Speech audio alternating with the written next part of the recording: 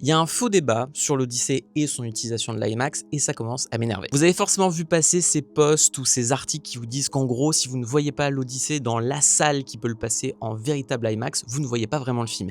Et c'est complètement faux. Pour recadrer, Nolan aime beaucoup tourner en IMAX, qui est à la base d'une pellicule 70 mm assez particulière. Sa particularité, c'est son format, qui est au format 1:43, qui est un format en fait quasi proche du carré. Mais le truc, c'est qu'effectivement, ce format-là, il est réservé pour une diffusion très limitée dans quelques salles IMAX. Mais en fait, aujourd'hui, les salles IMAX équipées d'un écran en 1:43, il y en a qu'une quarantaine dans le monde. Jusqu'alors, on n'en avait pas en France, si ce n'est à Montpellier, mais qui passait du numérique classique. Là, pour l'Odyssée, ils se sont équipés à l'occasion en IMAX 70 mm.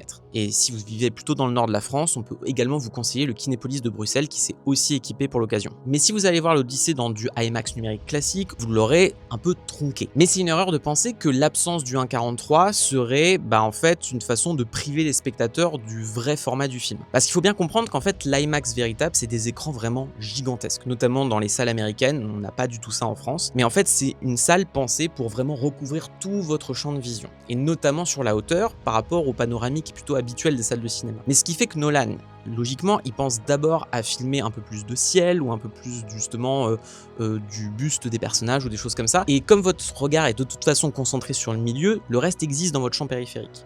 Donc c'est pas grave si il le coupe au montage plus tard pour les salles normales. Donc tout ça pour dire surtout que pour ceux qui ne voudraient pas aller voir l'Odyssée en salle sous prétexte qu'ils n'ont pas une vraie salle IMAX pour le voir, c'est une grossière erreur.